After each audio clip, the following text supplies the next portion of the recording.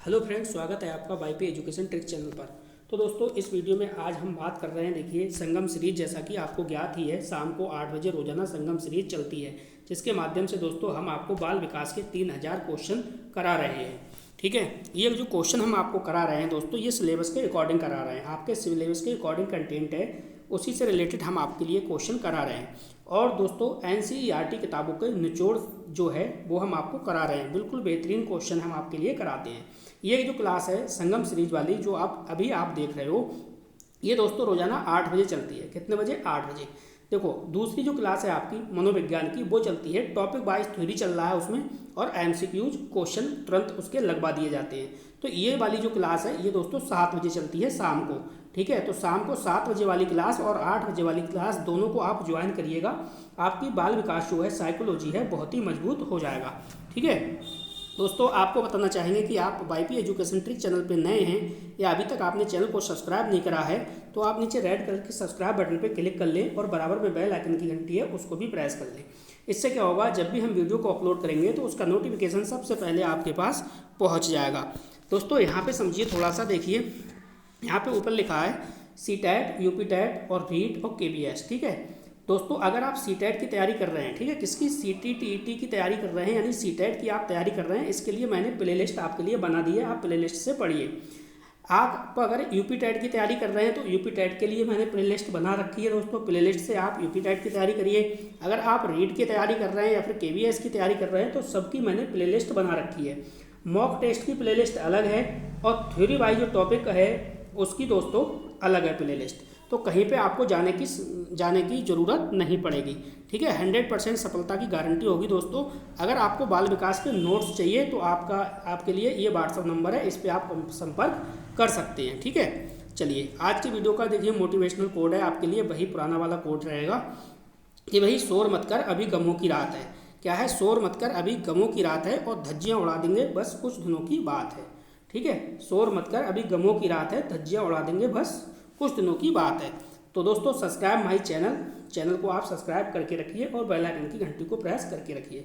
Psychology आपकी बहुत बेहतरीन हो जाएगी, इस बात की गारंटी है। तो अब बिना किसी देरी के करते हैं टॉपिक को स्टार्ट। चलिए दोस्तों, आज का जो क्वेश्चन है वो स्क्रीन पे लग चुका है। देखिए, अब तक हम दोस्तों आपको 630 प्रश्न लगभग इस सीरीज में करा चुके हैं, संगम सीरीज में। अगर आपने 630 प्रश्न अभी तक नहीं देखे हैं तो मैंने आपके लिए दोस्तों प्लेलिस्ट बना दी है, आप वहाँ से एक एक वीडियो करके आराम से देख लीजिए। चलिए, आज का जो क्वेश्चन है, पहला क्वेश्चन है, निम्न में से कौन शिक्षण कुशलता से संबंधित है? तो ए ऑप्शन है श्यामपट्ट पर लिखना, बी ऑप्शन है प्रश्नों को हल करना, सी ऑप्शन है प्रश्न पूछना, और डी ऑप्शन है ए है सभी। तो दोस्तों, ये मैं आपको बता दूं, मॉक टेस्ट है। मॉक टेस्ट का मतलब मॉक टेस्ट होता है दोस्तों। यहाँ पे किसी भी प्रकार के किसी भी क्वेश्चन में कोई भी आपकी हेल्प नहीं की जाएगी, सिर्फ और सिर्फ आपको अपनी समझ से आंसर को लगाना है। इससे आपको ये पता लगेगा कि आप किस लेवल पे पहुँच चुके हैं, आपकी तैयारी दोस्तों कितनी हो चुकी है। किसी भी क्वेश्चन का एक्सप्लेन नहीं किया जाएगा। तो दोस्तों, डी ऑप्शन बिल्कुल सही है।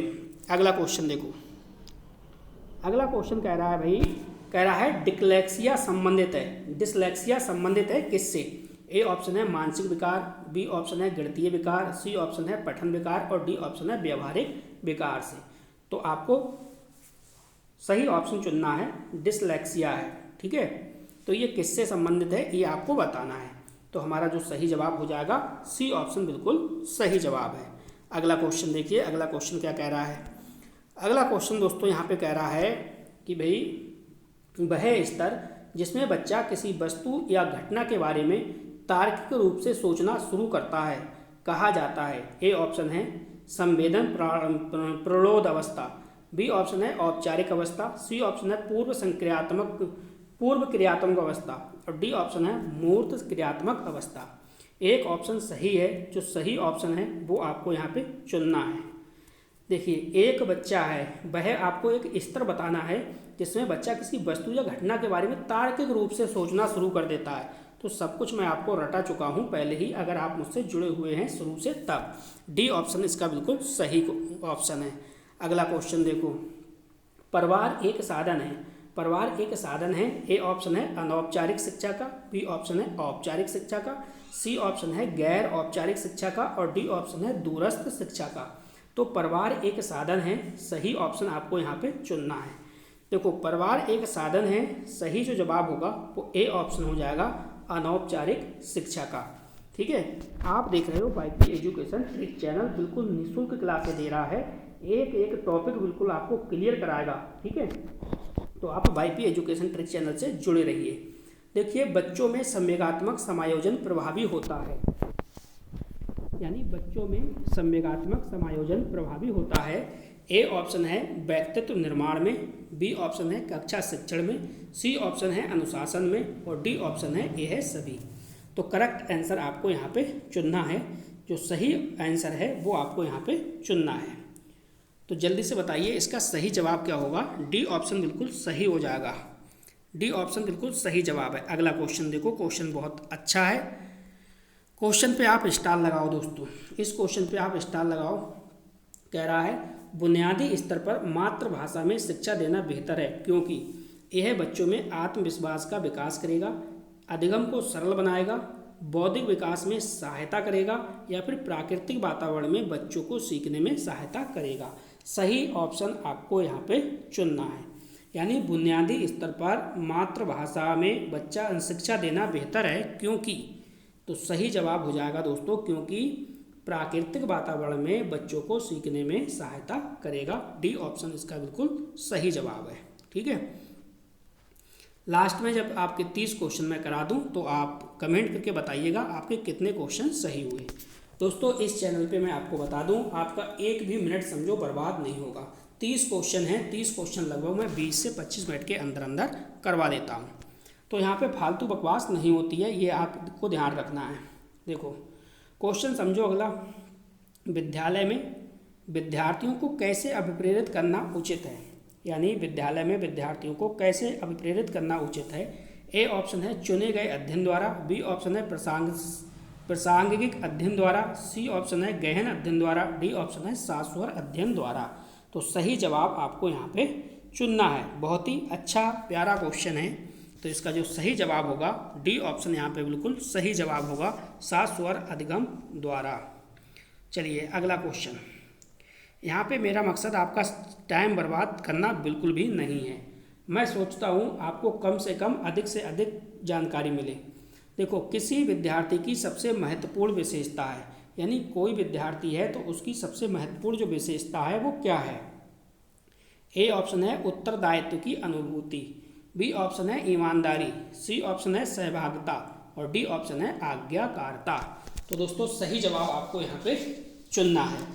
यहाँ पे सही जवाब क्या होगा, किसी विद्यार्थी की सबसे महत्वपूर्ण जो विशेषता है वो क्या है।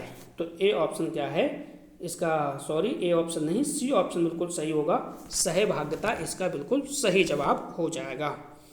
चलिए दोस्तों अगला क्वेश्चन देखो। अगला क्वेश्चन आपसे पूछ रहा है कि भाई मानवीय मूल्यों जो प्रकृति में सार्वत्रिक हैं के विकास का अर्थ है। ए ऑप्शन है मतारोपण, बी ऑप्शन है अंगीकरण, सी ऑप्शन है अनुकरण और डी ऑप्शन है अभिव्यक्ति। तो यहाँ पे आपको सही जवाब जो है वो चुनना है। इसका सही जवाब क्या होगा, मानवीय मूल्यों जो प्रकृति में सार्वत्रिक है के विकास का अर्थ है। इसमें दोस्तों हम चले जाएंगे बी ऑप्शन के साथ चले जाएंगे, अंगीकरण इसका बिल्कुल सही जवाब होगा। चलो अगला क्वेश्चन देखो। अगला क्वेश्चन क्या कह रहा है, क्वेश्चन आपसे पूछ रहा है या कह रहा है कि भैया एक शिक्षक विद्यार्थियों को अनुप्रेरित कर सकता है, यानी एक शिक्षक विद्यार्थियों को अनुप्रेरित कर सकता है। कैसे, पुरस्कार देकर, सही मार्गदर्शन कराकर, उदाहरण देकर या फिर कक्षा में भाषण देकर। कॉमन सेंस का क्वेश्चन है, बहुत ही अच्छा क्वेश्चन है, आराम से इसका आंसर आप बता पाओगे। यानी एक शिक्षक विद्यार्थी को अनुप्रेरित कर रहा है, प्रेरित नहीं अनुप्रेरित कर रहा है। तो ए ऑप्शन बिल्कुल सही है, पुरस्कार देकर। चलिए अगला क्वेश्चन देखते हैं। अगला क्वेश्चन हमारा क्या है, अगला क्वेश्चन देखिए क्या कह रहा है। अगला क्वेश्चन स्क्रीन पे लग चुका है। क्वेश्चन क्या कह रहा है कि निम्न में से कौन सा शिक्षण अधिगम का स्तर नहीं है। अब देखो यहाँ पे क्या है, नहीं है। आजकल दोस्तों क्वेश्चन पूछने का ट्रेंड यही चल रहा है, लास्ट में चुपके से नहीं चिपका देता है। और जब अपने लोग एग्ज़ाम हॉल में बैठे होते हैं तो जल्दबाजी में नहीं पढ़ते हैं और क्वेश्चन को गलत करके आ जाते हैं। तो इस बात को आप विशेष तौर पे ध्यान रखना है, पूरा क्वेश्चन ध्यान से पढ़ना है। ए ऑप्शन है विभेदीकरण स्तर, बी ऑप्शन है स्मृति स्तर, सी ऑप्शन है चिंतन स्तर और डी ऑप्शन है समझ स्तर। तो दोस्तों यहाँ पे सही ऑप्शन बताना है। 641 नंबर क्वेश्चन पे पहुँच चुके हैं। तो इसका जो सही जवाब होगा वो होगा विभेदीकरण स्तर, यानी ए ऑप्शन इसका बिल्कुल सही जवाब है। चलिए दोस्तों अगला क्वेश्चन देखिए। अगला क्वेश्चन क्या कह रहा है? कह रहा है राष्ट्रीय पाठचर्या की रूपरेखा 2005 के अनुसार शिक्षक की भूमिका है। यानी जो राष्ट्रीय पाठचर्या की रूपरेखा 2005 के अनुसार शिक्षक की भूमिका है वो क्या है? तो ए ऑप्शन है वो है सत्ताधारी, बी ऑप्शन है अधिनायकीय, सी ऑप्शन है अनुमति परक और डी ऑप्शन है सुविधा दाता। तो दोस्तों सही ऑप्शन आपको यहाँ पे चुनना है। राष्ट्रीय पाठचर्या की रूपरेखा 2005 के अनुसार शिक्षक की भूमिका है, तो शिक्षक की भूमिका क्या है दोस्तों? सुविधा दाता की। डी ऑप्शन यहाँ पे बिल्कुल सही जवाब है। चलिए अगला क्वेश्चन देखिए। अगला क्वेश्चन भी स्क्रीन पे आपके लग चुका है। क्वेश्चन आपसे ये कह रहा है कि निम्न में से कौन सा उदाहरण प्रभावी विद्यालय की प्रथा है? तो प्रभावी विद्यालय की प्रथा का है, तो 4 ऑप्शन सही है, 4 ऑप्शन है, एक ऑप्शन सही है। जो सही है उसका आपको चुनाव करना है। ए ऑप्शन है निरंतर मूल्यांकन, निरंतर तुलनात्मक मूल्यांकन, बी ऑप्शन है शारीरिक दंड, सी ऑप्शन है व्यक्ति सापेक्ष अधिगम और डी ऑप्शन है प्रतियोगात्मक कक्षा। तो दोस्तों सही जवाब यहाँ पे आपको चुनना है। कौन सा उदाहरण प्रभावशाली विद्यालय की प्रथा का है? वो दोस्तों हो जाएगा आपका सी ऑप्शन, व्यक्ति सापेक्ष अधिगम, बिल्कुल सही जवाब है। अगला क्वेश्चन देखिए। अगला क्वेश्चन कह रहा है भाषा विकास के लिए सबसे संवेदनशील समय निम्नलिखित में से कौन सा है? क्वेश्चन पे स्टार लगाओ, बहुत ही महत्वपूर्ण क्वेश्चन है दोस्तों। कह रहा है भाषा विकास के लिए सबसे संवेदनशील जो समय है वो निम्नलिखित में से कौन सा है? तो 4 ऑप्शन आपके सामने हैं। ए ऑप्शन है जन्म पूर्व का समय, बी ऑप्शन है मध्य बचपन का समय, सी ऑप्शन है वयस्कावस्था और डी ऑप्शन है प्रारंभिक बचपन का समय।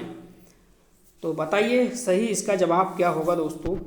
इसका जो सही जवाब होगा वो डी ऑप्शन हो जाएगा, प्रारंभिक बचपन का समय। डी ऑप्शन बिल्कुल सही जवाब है। चलिए अगला क्वेश्चन देखो। स्टार लगाओ दोस्तों इस क्वेश्चन पे। क्वेश्चन बहुत ही बेहतरीन है। कह रहा है वाइगोत्स्की के अनुसार संज्ञानात्मक विकास का मूल कारण है। यानी जो संज्ञानात्मक विकास है वाइगोत्स्की के अनुसार उसका मूल कारण क्या है? चलिए सही जवाब आपको यहाँ पे बताना है। ए ऑप्शन है संतुलन, बी ऑप्शन है सामाजिक अन्योन्य क्रिया, सी ऑप्शन है मानसिक प्रारूपों का समायोजन और डी ऑप्शन है उद्दीपक अनुक्रिया युग्मन। तो जल्दी से बताइए इसका सही जवाब। ये तो बच्चे को रटा होना चाहिए दोस्तों। इसका जो सही जवाब होगा वो हो जाएगा सामाजिक अन्योन्य क्रिया। बी ऑप्शन बिल्कुल राइट आंसर है। अगला क्वेश्चन कह रहा है बुद्धि है। तो दोस्तों बुद्धि क्या है? ए ऑप्शन है सामर्थ्यों का एक समुच्चय है, बी ऑप्शन है एक अकेला और जातीय विचार, सी ऑप्शन है दूसरों के अनुकरण करने की योग्यता और डी ऑप्शन है एक विशिष्ट योग्यता। तो दोस्तों सही जवाब आपको यहाँ पे चुनना है। बुद्धि क्या है? बुद्धि दोस्तों सामर्थ्यों का एक समुच्चय है। ए ऑप्शन इसका बिल्कुल सही हो जाएगा। बुद्धि क्या है? सामर्थ्यों का एक समुच्चय है। ए ऑप्शन बिल्कुल सही जवाब है। अगला क्वेश्चन देखिए। अगला क्वेश्चन कह रहा है केवल कागज पेंसिल जांचों द्वारा अधिगम का आकलन, यानी केवल कागज पेंसिल जांचों का आकलन। तो ए ऑप्शन है आकलन को सीमित कर देता है, बी ऑप्शन है संकलन आकलन को बढ़ावा देता है, सी ऑप्शन है समग्र मूल्यांकन को सुविधा प्रदान करता है और डी ऑप्शन है निरंतर मूल्यांकन को सुविधा प्रदान करता है। तो दोस्तों सही जवाब आपको यहाँ पे देना है। इसका राइट आंसर क्या होगा? सही जवाब आपको चुनना है।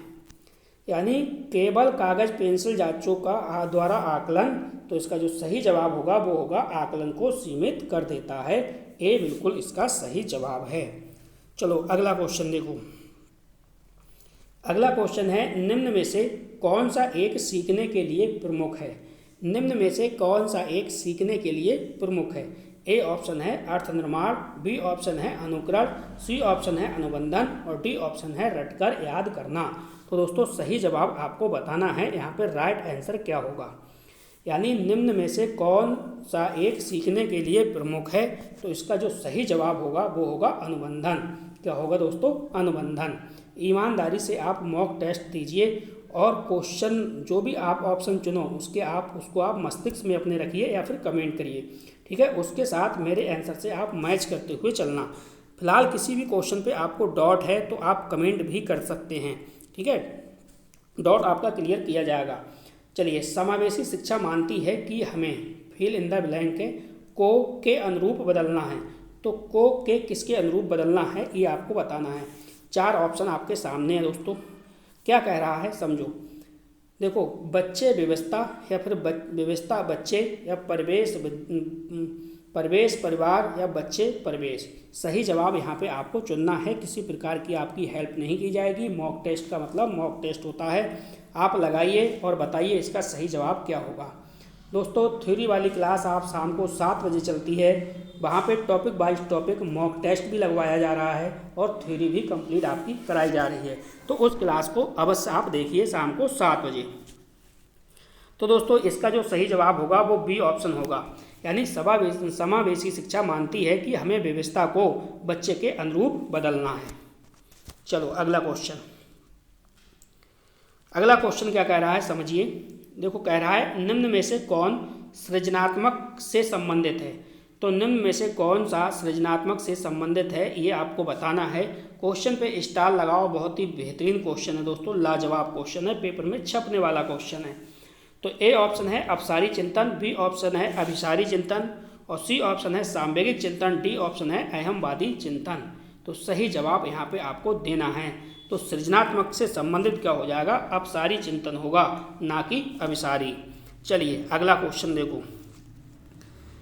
सीरीज में आपके दोस्तों 3000 प्रश्न मैं आपको करा रहा हूँ, तो हर टाइप का प्रश्न इंक्लूड होगा, ये बात आपको मान के चलनी है। देखो, सामाजिकरण की प्रक्रिया में शामिल नहीं है। अब यहाँ पे नहीं है, जो नहीं है उसको दोस्तों चुनना है।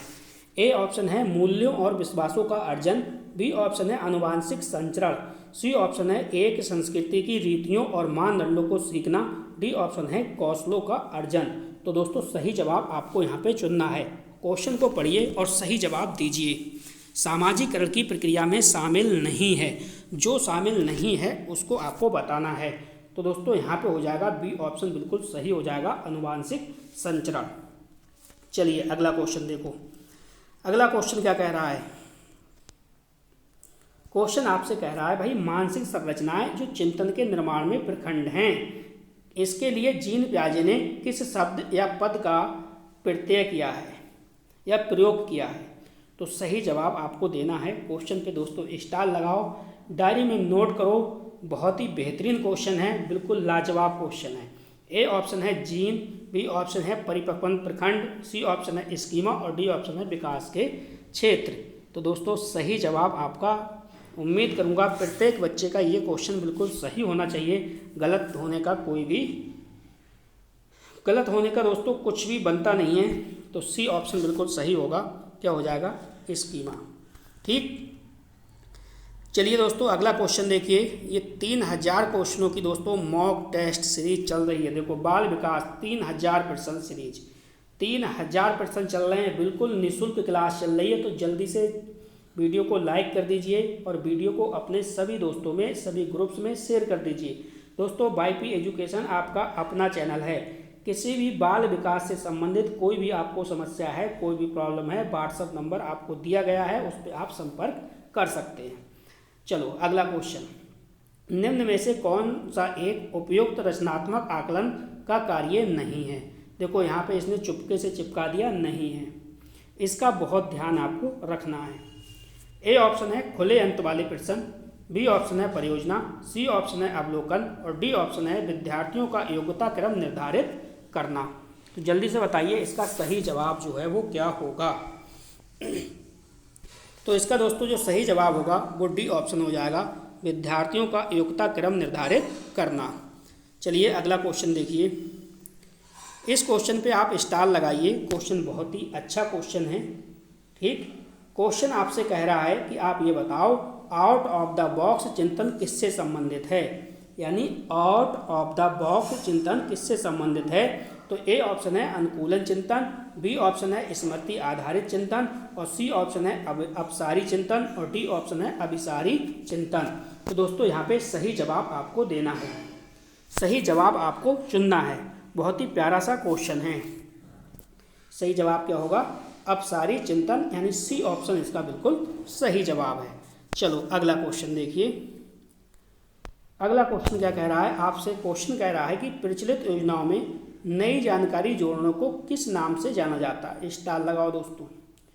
यानी प्रचलित योजनाओं में नई जानकारी जोड़ने को किस नाम से जाना जाता है।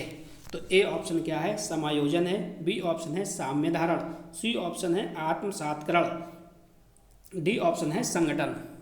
तो दोस्तों सही जवाब आपको यहाँ पे चुनना है कि सही जो ऑप्शन है वो कौन सा है। तो सी ऑप्शन बिल्कुल सही जवाब हो जाएगा, आत्मसात्करण। चलिए दोस्तों अगला क्वेश्चन देखिए। अगला क्वेश्चन यहाँ पे क्या कह रहा है उसको भी समझो। क्वेश्चन कह रहा है हम सभी अपनी बुद्धि, प्रेरणा, अभिरुचि आदि के संदर्भ में भिन्न हैं, यह सिद्धांत संबंधित है। तो किससे है, व्यक्तिक विभिन्नता से, बुद्धि के सिद्धांतों से, वंशानुक्रम से, या फिर पर्यावरण से। तो इसका सही जवाब आपको यहाँ पे चुनना है। इसका तो प्रत्येक बच्चा बिल्कुल सही जवाब देगा। ए ऑप्शन बिल्कुल सही है, ये संबंधित है व्यक्तिक भिन्नता से। अगला क्वेश्चन यहीं पे आप देख लीजिए, ये भी अच्छा क्वेश्चन लगा हुआ है। क्वेश्चन कह रहा है वंचित समूहों के विद्यार्थियों को सामान्य विद्यार्थियों के साथ साथ पढ़ाना चाहिए, इसका अभिप्राय है। देखो जो वंचित समूह के विद्यार्थी हैं उनको सामान्य विद्यार्थियों के साथ साथ में पढ़ाना चाहिए। तो ये क्या है, इसका जो सही जवाब होगा वो क्या होगा। ए ऑप्शन है समावेशी शिक्षा, बी ऑप्शन है विशेष शिक्षा, और सी ऑप्शन है एकीकृत शिक्षा, डी ऑप्शन है अपवर्जक शिक्षा। तो इसका जो राइट आंसर होगा दोस्तों क्या होगा, वो हो जाएगा ए ऑप्शन सही हो जाएगा, समावेशी शिक्षा। तो जल्दी से दोस्तों वीडियो को लाइक नहीं करा, एक बार जल्दी से दोस्तों आप लोग वीडियो को लाइक कर दीजिए और वीडियो की लिंक को अपने सभी दोस्तों सभी ग्रुप्स में शेयर कर दीजिए, ठीक है। कमेंट करके अवश्य बताना आपके कितने क्वेश्चन जो हैं वो दोस्तों सही बत रहे हैं, ठीक है। हम आपके लिए रोज़ाना शाम को 8 बजे 3000 प्रश्नों की सीरीज चला रहे हैं। तो रोज़ाना हम 30 क्वेश्चन आपको करा देते हैं शाम को 8 बजे। तो शाम को 8 बजे अवश्य जुड़िएगा। विकृत लिखावट से संबंधित लिखने की योग्यता में कमी किसका एक लक्षण है। ए ऑप्शन है डिस्ग्राफिया, बी ऑप्शन है डिस्प्रैक्सिया, सी ऑप्शन है डिस्कैकुलिया, और डी ऑप्शन है डिसलेक्सिया। सही जवाब आपको यहाँ पे चुनना है कि इसका जो सही आंसर है वो क्या होगा, ठीक है। लिखावट से संबंधित है दोस्तों, तो ये आपको याद होगा क्या हो जाएगा, डिस्ग्राफिया, यानी ए ऑप्शन बिल्कुल इसका सही जवाब है। अगला क्वेश्चन देखो। चलिए अगला क्वेश्चन देखते हैं। चलिए दोस्तों अगला क्वेश्चन देखिए लगा हुआ है, ये भी देख लेते हैं। किसने सबसे पहले बुद्धि परीक्षण का निर्माण किया। तो किसने सबसे पहले बुद्धि परीक्षण का निर्माण किया है ये आपको बताना है। ए ऑप्शन है बिने, बी ऑप्शन है स्पीरमैन, सी ऑप्शन है स्टर्नबर्ग, डी ऑप्शन है बैचलर। तो किसने सबसे पहले बुद्धि परीक्षण का निर्माण किया है, तो इसका जो सही जवाब होगा क्या होगा, स्टर्नबर्ग, ठीक है। आज की वीडियो का दोस्तों लास्ट क्वेश्चन है, उसको भी देख लेते हैं, ठीक है। चलिए लास्ट क्वेश्चन देखते हैं क्या है। ये लगा है 660 नंबर क्वेश्चन, ठीक है। क्वेश्चन क्या कह रहा है समझो। कह रहा है निम्न में से कौन सा कौशल संवेगात्मक बुद्धि से संबंधित है। देखो संवेगात्मक बुद्धि से कौन सा कौशल संबंधित है ये आपको यहाँ पे बताना है। तो ए ऑप्शन है गतिक परिक्रमण, बी ऑप्शन है विचार करना, सी ऑप्शन है समानुभूति देना, और डी ऑप्शन है याद करना। तो कौशल संवेगात्मक बुद्धि से संबंधित है, तो इसके लिए हम जाएंगे सी ऑप्शन के साथ, हो जाएगा समानुभूति देना। देखो 660 प्रश्न मैं अब तक करा चुका हूँ। अगर आप नए जुड़े हैं वाईपी एजुकेशन ट्रिक चैनल पर, तो मैंने आपके लिए प्लेलिस्ट दोस्तों बना दी है। आप एक एक क्वेश्चन को एक एक वीडियो को प्लेलिस्ट से देख सकते हैं आप अपने हिसाब से, ठीक है। दोस्तों आप चैनल को सब्सक्राइब कर लीजिए और चैनल को सब्सक्राइब करके बेल आइकन की घंटी को भी प्रेस कर लेना। तो बस दोस्तों इस वीडियो में इतना ही था। वीडियो देखने के लिए आपका बहुत बहुत धन्यवाद। आपका दिन शुभ हो।